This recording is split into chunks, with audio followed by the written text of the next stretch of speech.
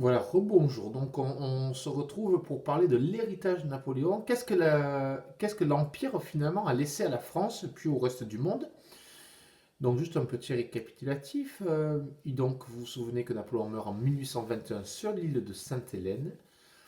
Il va être rapatrié, enfin son corps va être rapatrié, ses cendres vont être rapatriées en 1840 sur ordre d'un roi qui s'appelait Louis-Philippe qui avait pris le pouvoir. Il va avoir droit à des funérailles nationales. Et ses cendres reposent aujourd'hui dans un lieu qui s'appelle les Invalides à Paris qu'on peut visiter.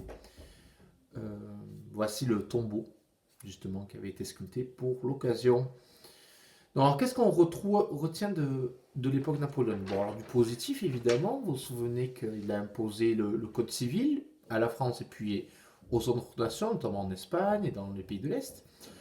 On lui doit aussi le baccalauréat, on lui doit la Banque de France, on lui doit également un certain nombre de créations, comme par exemple la Légion d'honneur. Voilà, là il y a une photo qu'on décerne à toutes les personnes qui font, on va dire, briller la France, qui la font, qui l'agrandissent. Ça peut être des sportifs, ça peut être des gens de la culture, ça peut être également beaucoup, très souvent, des militaires. Au point de vue architectural, on doit beaucoup de choses à Napoléon, et puis a posteriori aussi, il y a énormément de choses qui lui rendent hommage. Alors, par exemple, il y a l'obélisque à Paris, c'est Napoléon qui l'avait fait venir d'Égypte. Il a fait créer également l'Arc de Triomphe. Voilà, regardez l'Arc de Triomphe. Cliquez dessus, vous pouvez vous arrêter pour voir le nom des batailles, voir le nom des généraux. D'ailleurs, aujourd'hui à Paris, si vous regardez le plan, voilà, vous pourrez vous arrêter aussi, et vous verrez que les boulevards, ils portent le nom des maréchaux d'ailleurs, on appelle ça le boulevard des maréchaux, il encercle Paris. Il y a énormément de places, de lieux qui font référence soit aux batailles, soit à des personnages illustres de l'époque napoléonienne, notamment des stations de métro.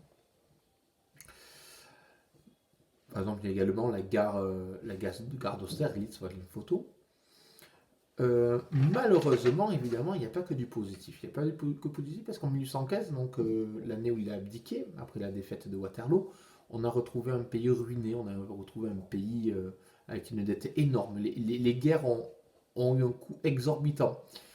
D'ailleurs, les guerres n'ont absolument servi à rien, puisqu'on retrouve en 1815 un pays plus petit que celui que Napoléon avait récupéré en 1799, à savoir un pays avec toute une partie, notamment la Belgique, la Savoie, qui n'appartiennent plus à la France. On perd également beaucoup de colonies, notamment une colonie qui s'appelait la Louisiane, qui était un tel américain des États-Unis. On a également, au niveau humain, quelque chose de terrifiant, puisqu'on estime à peu près à 1 million de morts côté français, et on va dire à peu près 3 millions de morts côté européen, ce qui fait dire aux autres pays, évidemment, que Napoléon n'a rien de grand, n'a rien de merveilleux, comme certains Français pourraient le croire, mais au contraire, on va le traiter de tyran, de dictateur sanguinaire. Il suffit de prononcer le nom de Napoléon en Espagne et on comprend combien il n'est pas le bienvenu. Il ne l'avait pas été à l'époque, notamment quand son frère avait pris le pouvoir, Joseph. Voilà, alors par exemple, il y a Goya, il y a un tableau qui symbolise très très bien cette haine qu'ils ont.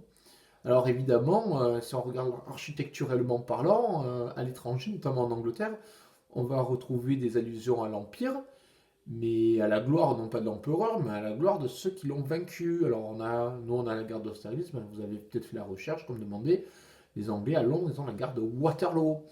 Ils ont Trafalgar Square, en référence à la bataille maritime de 1804-1805, qui avait été un désastre absolu côté français, avec cette place surmontée d'une grande statue d'un de héros, l'amiral Nelson, qui avait battu la flotte française de Villeneuve à cette époque-là.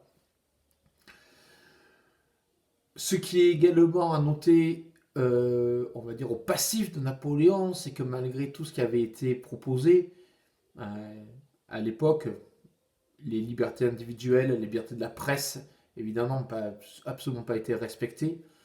Ça, il faut en parler également, contrairement voilà, à ce qui avait été promis. Voilà, donc du positif, évidemment, un pays extrêmement réformé, et en même temps du négatif, un bilan humain terrifiant, et puis évidemment une attitude à l'étranger qui était loin d'être exemplaire. J'espère que ça vous a plu. À très vite. Voilà. Au revoir.